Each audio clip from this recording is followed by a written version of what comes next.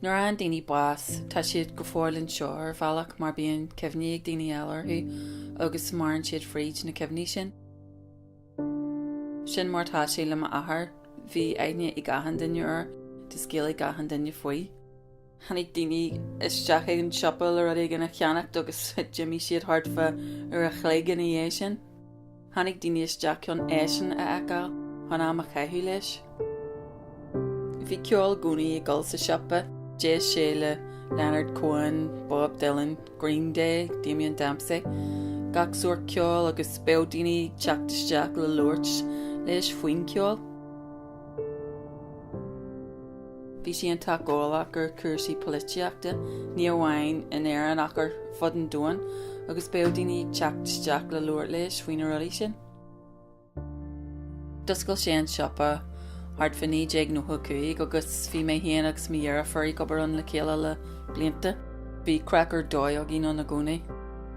Is ceann lom bhí muid a gúnaí an teagréitheach ag an nullag. Bhí hart fa cuigar a gin sa spás bagaí cúlann siopa i gcearan na prátaí. Bhí muid siocaí fuair agus i gcearan, ach bhí crackar dóigh an leis an ceol i gol agus miarí ag an sin scéaltaí agus i ceol uaran. Bhí sé ag gúnaí ceol, bhí agad grú sé ag teacht mar tholatí ag cannaí. Bhí cup an caffé agus rúla a gúnaí an a láhaide. Ghlach sé trí siúcra agus béal sé ag chur an spanóg hart agus hart sa copan i cainslecht. Agus híltha gurú sa copan ag an dóigh a bhfuil sé an copan leis an spanóg. Rinn sé dó híonn sa chitil, bhí sin gromhar agus ar an rástar an pecking machine. Pasí sé sin an nús agus rimuideligé sin. Bhí sé cosúil le chlub bag an seo, daoine ag teacht agus i gcimeacht, atmosfér an tacan. Bailí me daddy cartaí, picturí agus rudí éagsúla agus chruch sé ar an mhála iad. Bagrála daoine rudí a thuirtear éisiúna cuid leithin de sira dó. Dúnmhairú maiari a 2007.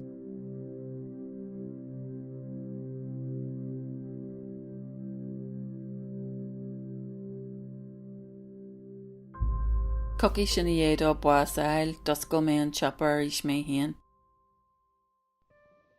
Bhí mé crí briste, ach tháinig an pobal a céala agus codí siad lomsa agus leis an teaghlach.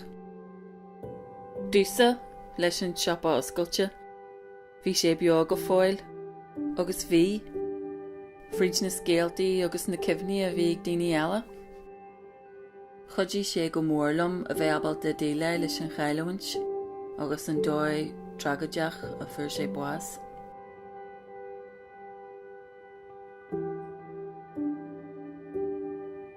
Chur mé aithne ar an aird sin daoine ún ceantar. Daoine atá uigneach agus bhí an siopa mar chuid de rútín sacaí. Tháinig siad ag an siopa ar waithe le chomhlúdar agus crack. Té mar chuir te cuid waith in a daoine seo chun tuairthaí agus glasraí ó teacaí. Éireann siad ar am theachtasteach agus bíon crack agin agus cup an té. Tá pobal ar le thugainn seo Bhéal Feirste, daoine a tháinig fríd drocha millseanach. Tá scéal tragóideach ag ahan darna daine sa cheantar seo. Theag siad go dé mar bhí ruí dúsa, agus chodí siad go mórlam. Anis tá sé mar chuid de rútín sogam héan. Ag luirt leis na daoine ún pobal ag éisteach leis an crack agus gach rud atá ag tarlú.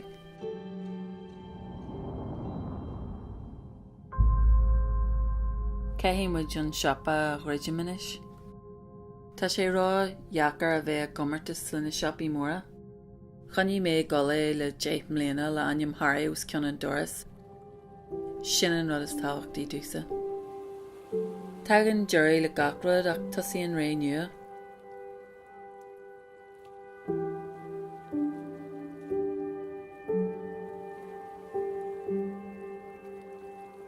Téam hiag na heitne a bhí dúil i carán agus maithiam go bhfuil sé an sin ar bhealach.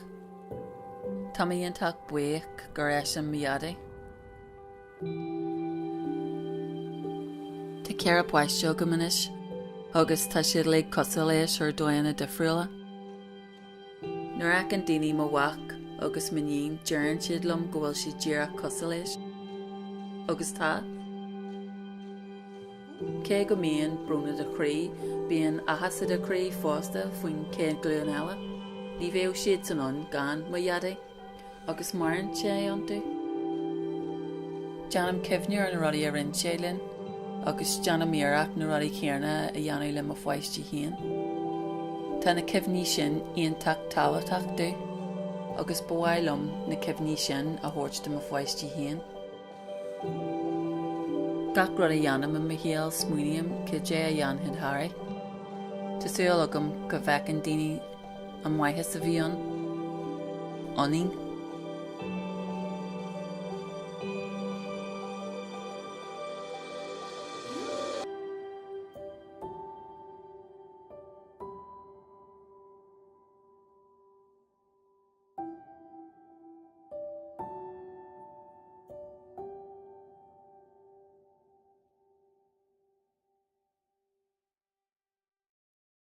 John. Brish. Lay.